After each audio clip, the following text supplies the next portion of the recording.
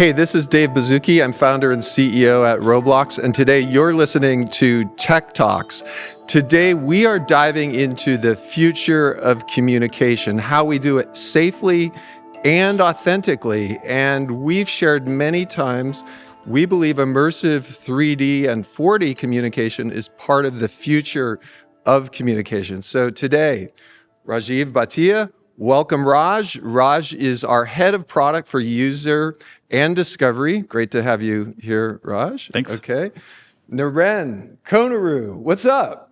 Engineering, safety. Yes. Great to have you. And then Thanks Eliza Jacobs, head of policy at safety. A lot of people might not know what safety policy is, so we're going to dive into that as well. And I want to frame first just the magnitude of what we're going to be talking about today, because this is at RDC and at other conferences, we've shared our vision that when we start thinking about facial age estimation and age checks, just to set the stage for what we're going to be talking about today, can you just a quick heads up before we dive in on the engineering and ethical foundation of like how we're going to do this? We've been working on AI for a very, very long time.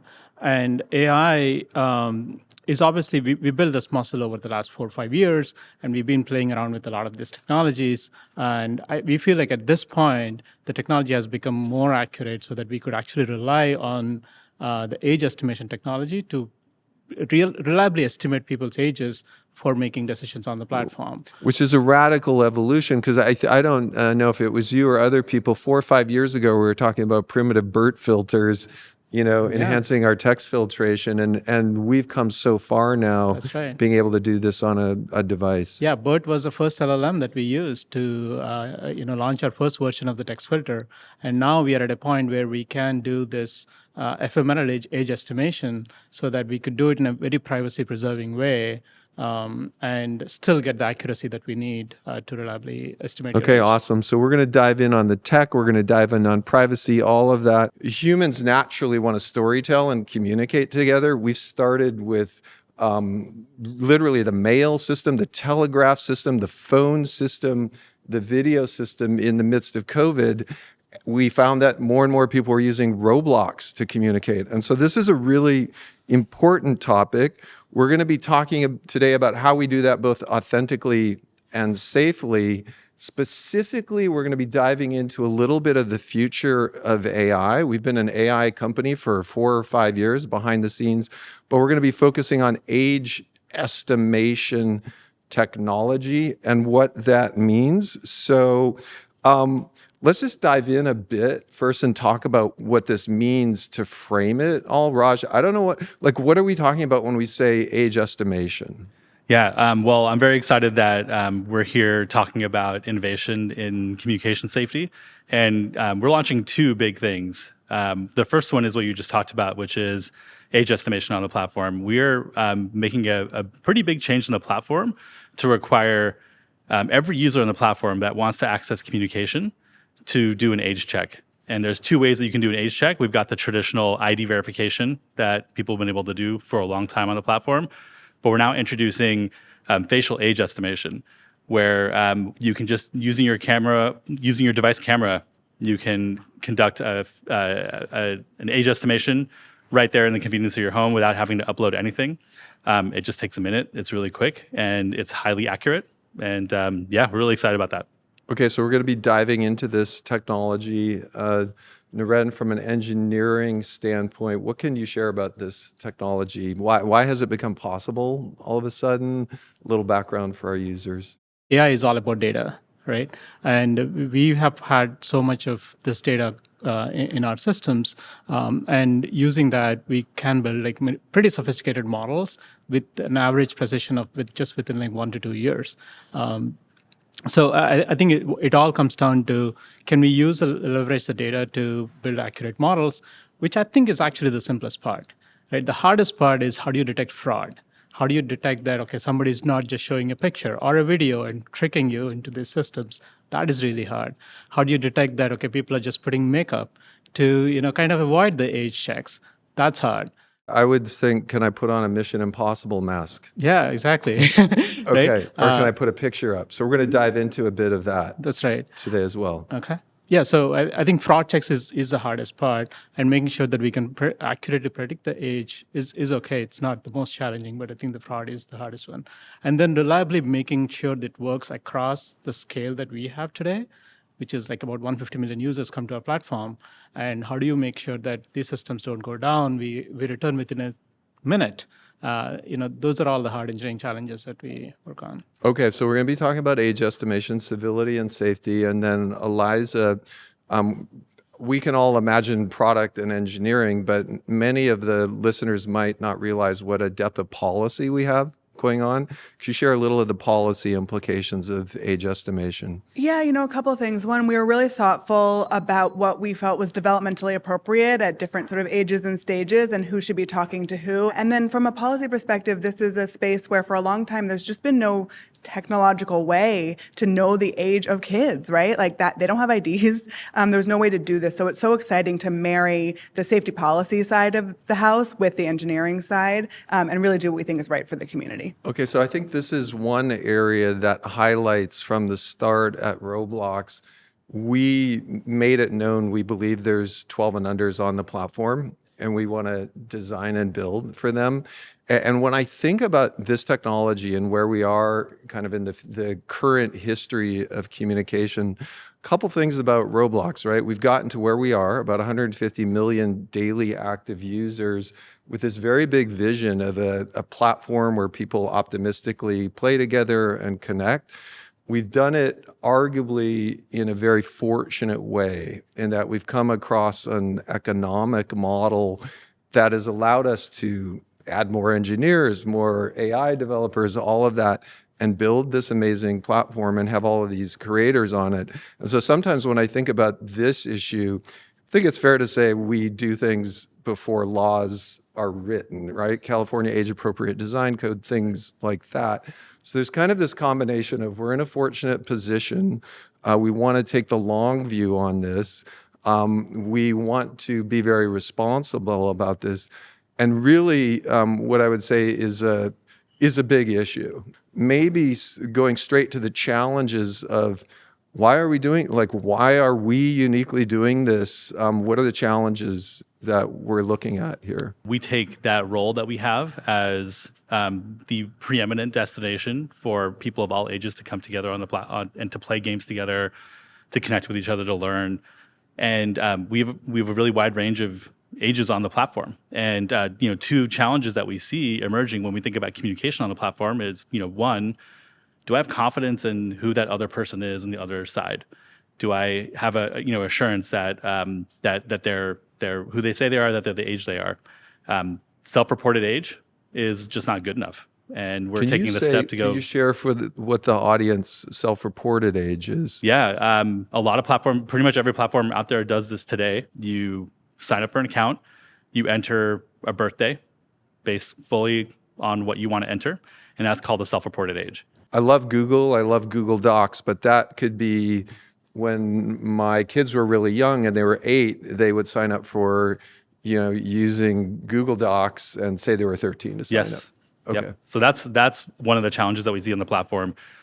Of course, our goal is to ensure that every user on the platform has an age-appropriate and civil experience. And the first part of that we need to solve is making sure that we have high confidence in everyone's ages. Maybe looking at traditional age, techniques of either self-reported or other.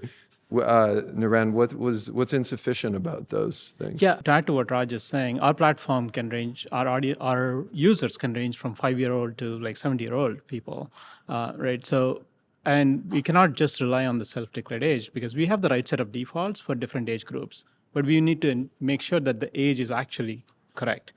And so I would say, so some of the people out there are going to ask, well, what were you doing before then? And I think it's fair to say we had to design for the wide range of people. Correct. Not necessarily saying in all cases, the exact right age. And so I think maybe that, just for background for the people out there, it's why we filter all the chat. That's right. Yep. Right? And then we have ID verification to access some of the features on the platform. But how many 13-year-olds have IDs, right? So that's just not possible. And if you look at some of the other platforms, what they've been doing is to look at the behavioral signals to estimate an age.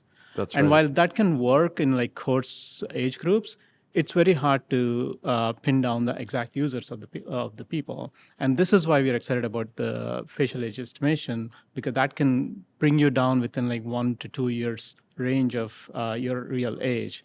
And that changes everything for us. So we're going to come back to that, but that's a really interesting tidbit, is the accuracy of AI age estimation, especially when coupled with other signals. Eliza, when we look at the risks, of both age estimation and other types of technology to estimate age, can you share a little from a policy standpoint? We've always had a fully filtered platform. We don't allow image and video sharing. We're monitoring in the background for critical harm. So we've got models running in the background and sending to our internal investigations team if we see anything going on that we think might be unsafe. So this is just one of a layered approach to safety, because we always knew we had kids. So to go back to your question about self-reported age, we knew that wasn't a perfect signal, and we built systems based on knowing that. So it's super exciting to add this much more reliable signal to just bake into our safety systems. This is a very new thing I want to highlight, and it's been very hard to get an age checker and age estimation on such a wide range of people that are handed devices. I will highlight, there's a lot of great minds out there. Everyone wants the right thing. There's discussion, should devices try to know the age of users? Should that be a law, for example? Like if I hand you a phone, I say 12-year-old kind of thing. I would say there's a thought on our part of not waiting for that. I also think there's arguably a robustness of, rather than just trusting that signal, the more signals, the better. So I think it's fair to say, both with our age estimation and our other signals, if the device had a signal as well, in a sense, we'd mathematically convolute that and put it together to get even a better signal. 100%. We are using the face-to-age estimation as to predict the age, but we use a lot of behavioral signals to see when you're kind of not behaving like yourself, right? Like what if you gave your phone to your older brother and have them age check for you? Well, And that how do we detect almost that? gets into maybe diving into a little of how it works, because you're on the engineering side. And then I'm going to randomly ask you questions like I'm just listening to this for the first time. Let's do that. So how does it, first from a technical thing, and then we'll go from a user journey thing. So first, technology, how does this work? From a super simple thing, you just pull out your phone, say, start age verification. Within a minute, you're done. And it takes your selfie, which is what we actually use for the age estimation. But then there is liveness checks to prevent all the fraud, right? So we ask you to turn left and right, and that's kind of when we see, hey, is there any superimposition going on? Because the ears are really important, the makeup is really important. And we look at all of this to make sure that there's no fraud, and you're not just showing a picture or showing a video, AI-generated video. Okay, so what happens if I find my older brother and I push this up? Do I get that age then? You will get that age in that moment. Okay. But then in the background, we are running our continuous age estimation based on your behavior on the platform, who you're talking to, what games you're playing, how you're typing, right? Your spelling. All of this can be indications of coarse-grained age buckets. And then when we detect that, okay, let's say you gave it to your older brother who's 5 years older, but then we detect that it's younger, we will re-challenge you. So you better get the same age brother again at that moment. Otherwise, So my brother should just come with me all the time, basically. Okay. That's right. And then how about my really cool Mission Impossible 3D mannequin head? Like, can I put that up and rotate it? Well, we tried. It didn't work. Oh, really? So, You tried that? Yeah, we have a team that is trying to break the system all the time. Yeah. Yes, we did try, and it doesn't work. Again, these are all the things that we've been developing and improving our models over time. It was very hard to break it. A long time ago, there's these sci-fi adventures where people would go to a terminal somewhere and like log in and pay for something. and that was thought of as the preemptor to internet payment. And then in the early days of internet payment, everyone was very skeptical. Like, no one's really going to trust a credit card. How good's the encryption? Do we have, SSL or whatever, and all of that? And then now, where we are, literally, there's like 39 payment providers that, like, I breathe on my browser, and it's just like choo, pay kind of thing. I do feel this is kind of where we are right now. It's a new thing. A lot of people are used to taking selfies, and a lot of people are used to sharing images. So that camera is available. So I'm excited. Maybe Raj, more on the user journey side of this. So Naren described a little bit of the sort of steps a user would take. But when we first started thinking about adding this to the app, I was really worried that it was going to be a lot of friction. Yeah. I'm actually really surprised that it's not. It feels very natural. It feels very intuitive. Do you remember the meeting we had where I think you handed out a lot of phones? Yeah. And very early on, okay, we actually, I think it's also fair to say we preempted this discussion by testing and using age estimation earlier internally, in our life cycle. We got signal from that. We reviewed the signal both on PCs, Macs, Android, iOS devices. Yep. And can you share what it was like when you handed out those devices? Like, everyone, I kind of knew in that moment, like, this is gonna go forward. Again, it was a lot smoother than people expected it to be. Yeah. And when you're a user and you're prompted to start your age check, it's a pretty seamless experience. Once you opt in to doing the age check, you give permission for our app to take to use your camera. Yeah. And as Naren described, basically it's doing live photo captures, and it's just doing a liveness check.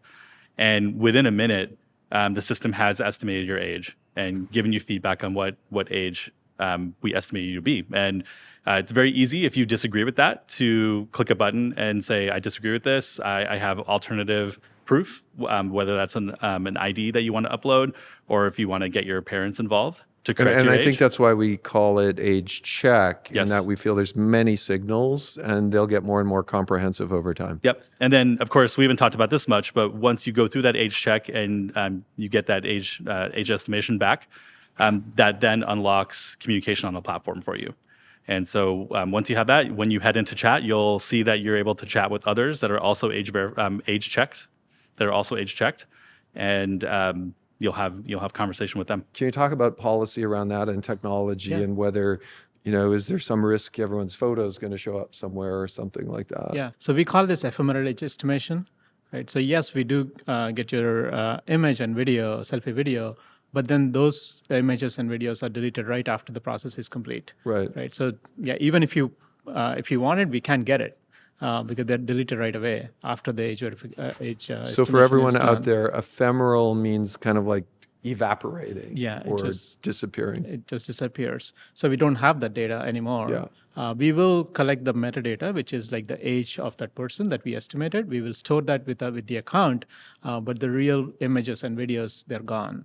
They're nowhere to be found. Right? So that's really a balance then between safety and privacy. Yeah. We deeply care about the privacy for the users, right? So okay, so then communicating how this is going to work.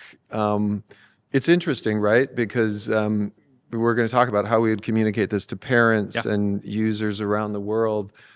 Trick question would be, what's the best place to communicate? Yeah, where 150 million people come. Yes, 150 million people a day are coming to our app. And there's no way to communicate at any wider way than literally the app itself. It is the best place for us to communicate this and try to make it as clear as possible. So we do rely on the app, the in-app education, the in-app user flows to communicate what's happening, and provide any links you may have, provide any answers to questions you might have about it. So we try to make it as smooth and easy and straightforward as possible in the app. And I'm, again, very proud of the way we've integrated into the app.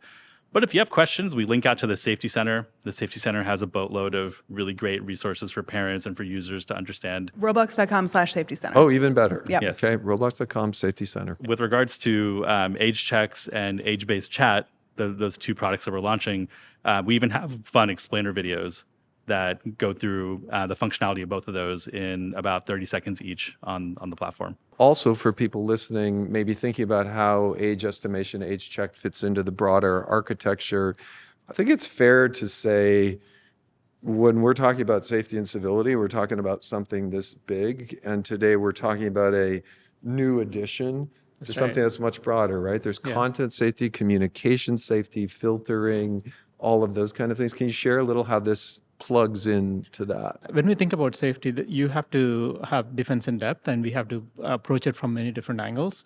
But beyond that, though, all the content that is uploaded to Roblox is proactively moderated. We rely on user reports. We understand, we can make mistakes. In this case, we rely on user reports to tell us when we make mistakes, and then we look at them, right? And all the communication is filtered by default. And our filters are different for different age groups, and that's there. And our communication is not encrypted, which means that we are monitoring this communication for critical harms all the time as well, right? We don't let images or videos to be shared within communication as well. So I think all of these controls make Roblox a really safe platform. Yeah, the way I think about it is over time, as we continuously get better and better at our ability to estimate the age of everyone on the platform, it forms a foundation that everyone over time is going to know and expect. It's a little bit why we called it the gold standard in a way. There's something also that I feel this unlocks, and we can talk a little about it. The more we really estimate and know the age of everyone on the platform, we can start looking into minor and adult communication. And I would say in addition to chat filtering, and even with chat filtering, we can start taking a look at to what extent we should allow that. Right now, as we launch this age estimation, we won't be allowing kids to talk to adults, so that will be cut off. Kids will only be able to talk to their peers. I think there are many use cases where kids talking to adults is totally appropriate, right? Like kids talk to their teachers and to their piano teachers and all those folks, their older brothers. And so we do need to build a system where that is allowed, where you're talking to trusted adults. And we will do that with our Trusted Connections product. Yep. I think the other thing to note is once we estimate your age, we're going to put you in all of the defaults for that age, not just about communication, but also for content maturity, right? What games can you play, for feature access and things like that. So we're really focused on a developmentally appropriate process of opening up features and access to content as kids grow up. And, I know, Naren, your kids are teenagers, so handing them a device and sort of trusting them is fine. But maybe for a 9-year-old, that's a different situation. So I think when I was 6, I would probably have wanted access to the 18-year-old content, just knowing what I was like when I was 6. So I think we are already very careful with that as far as ID check and a bunch of other things. But this does allow us to supplement that in certain areas. And what's going to be interesting is I think that'll be part of the pull of age checking. I want to age check in a way to be part of whatever my appropriate community is. Yeah, kids want to be in their peer groups and playing what their peers are playing. And I think this will help us do that and to allow them to age up on the platform as is appropriate as they grow up on Roblox. Okay, so I'm a user. I don't know if users will hear this before or after the US rollout. We'll find out. But what should I expect? The first thing I think people will feel once they age check and join chat with their peers, I think they'll feel like they're in this group of people that are all age checked. There's a level of validation that has occurred. And I think their confidence in who they're speaking with and knowing that their peers will increase. And I think at first, I think it'll be interesting to see how fast people pick up on getting their age check done and then joining chat. At first, it might feel a little bit quieter, and that's okay, maybe for the first few days. But I think very quickly after that, they'll start to see and feel communication that mirrors what they see in the real world. They'll be hanging out with people that are their similar age. They'll be having the same type of conversations that they have at school, on the playground, with their peer groups. And it'll start to feel, I think, really natural. And I think that's what we're going for, something that is, essentially age appropriate, natural, where you feel like you're in this trusted group together. And I think that's what people will see. If we reflect that into the larger vision of Roblox, which is optimistically and safely bring people together, and this notion of building a platform for all ages, we did something I think aligned with our vision, in that if we were looking at the phone system in the 60s, or if we were looking at the video communication system, those typically are platforms that we can see having utility for younger people, for 13 and up people, for communication with grandparents and kids, with peers, with all of that. Can you share a bit on the notion of age estimation and age check with this vision of a platform for all ages? We don't want to hold back access, right? We do feel like Yeah. everyone should be able to use the platform to communicate, to connect with their peers, to play games with their peers. We're not asking for a lot. We're asking you to check your age. Yeah. And then we're going to put you into a developmentally appropriate and civil experience, and you'll have access to that. And as Eliza mentioned, if you want to go beyond that, if you want to play games with your older cousin that's in another state, or if you want to play games with your parents, Trusted Connections allows you to do that too. And that's very possible on the platform. So we want to support all those valid use cases while also balancing default safety for everybody on the platform. Going back to responsibility then, and looking at the industry as a whole, we have about 150 million DAUs. There is a wide range of social networking apps, social communication apps, AI apps, gaming apps. Some are 13 up, some are all ages. And we are, I think, thinking about this industry-wide issue, both on age estimation and other things. Can you share a little about our industry collaboration, and like how could we kind of get together and join up on some of this stuff? Yeah, absolutely. So I think safety is in general a shared problem on the internet. It's not just us. I think every other platform also has the same problem as well, right? Or similar challenges. So I think we've been open sourcing a lot of our models, right? So anytime we think that we have a pretty sophisticated model that is world class and it is broadly applicable to a wider range of the industries, we try to give it away so that we raise the overall safety on the internet, right? So we did this with voice voice classifier about a couple of years ago. Earlier this year, we open sourced Sentinel, which is our real-time detection model for critical harms. We also open sourced our PII model just recently. And one day we probably will open source our age estimation model as well, when we feel like it's really good and ready to be shared there. Now, on top of this, we also collaborate with this open source initiative called Roost. Yeah. We've been founding members of that organization, and there the mission is to really build a wide variety of tools that are applicable across the industry and that can be shared across multiple partners. So we've been the founding members of there as well, and we collaborate very closely with them. Okay, and that is, I would say, not just good for business, but good for the industry as a whole. Yeah. And arguably over time, as we lean into these AI technologies, we should, by default, have more and more of the industry's leading AI models to help support this. Stepping out of the product side and the engineering side, from the policy side, I think sometimes we talk about speaking without adjectives, just pure facts, like not marketing speak or comm speak, just like the raw facts of what we're doing here relative to the industry. Could you share your perspective on that? Yeah, this launch is industry leading. Nobody else has launched age estimation at this kind of scale and to gate these kinds of features. It just isn't being done anywhere else, and we're so proud to be the first and be out ahead. But we really hope other companies follow, right? Because what we don't want to happen is, well, I don't want to age estimate there, so I'll just go use some other app. That's right. And so it only works if we all work together and do it responsibly. And so we're proud to be leaders, but we hope that we get some followers as well. And we're only seeing more of this kind of regulation going out globally, right? Like Australia just launched their 16+ social media ban. So lots of platforms are having to retrofit this kinds of technology to be able to comply with those regulations. And we're just not going to have to do that. We're going to have already built it. We've already integrated it. We've done it in a way that's thoughtful to our community. That works for our users, and so we think that's a better way to do it. Take the long view, be out ahead of where we think the industry is going. Yeah, and I do think we'll go through this new phase, but I think culturally and technically, we're just at the forefront of many other, similar innovations. I think back to all of the innovations we made in the company.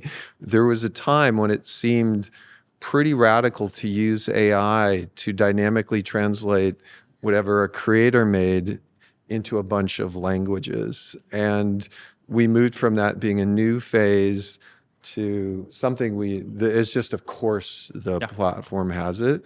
Any other final like cultural projections of where this is going or what we're going to see when we look back in a year or two at this?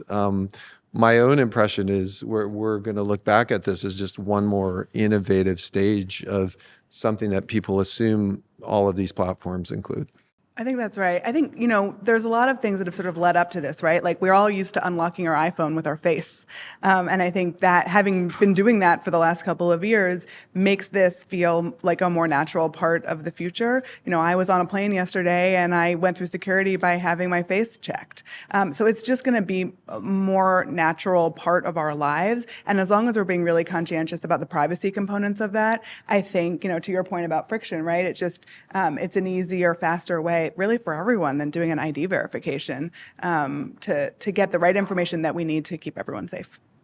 All right. I would quickly add, if we're able to make come true that concept that more and more platforms will join us in this move, I think we'll look back on this as, well, of course you want to be honest about who you are on the platform, on the internet. Of course you want to be clear about your age and you want other people to know and have confidence and you are representing who you really are on the platform. And I think this will hopefully be the start of that across the internet more broadly. We are rolling out Australia, New Zealand. I think it's been a week or two. Yep.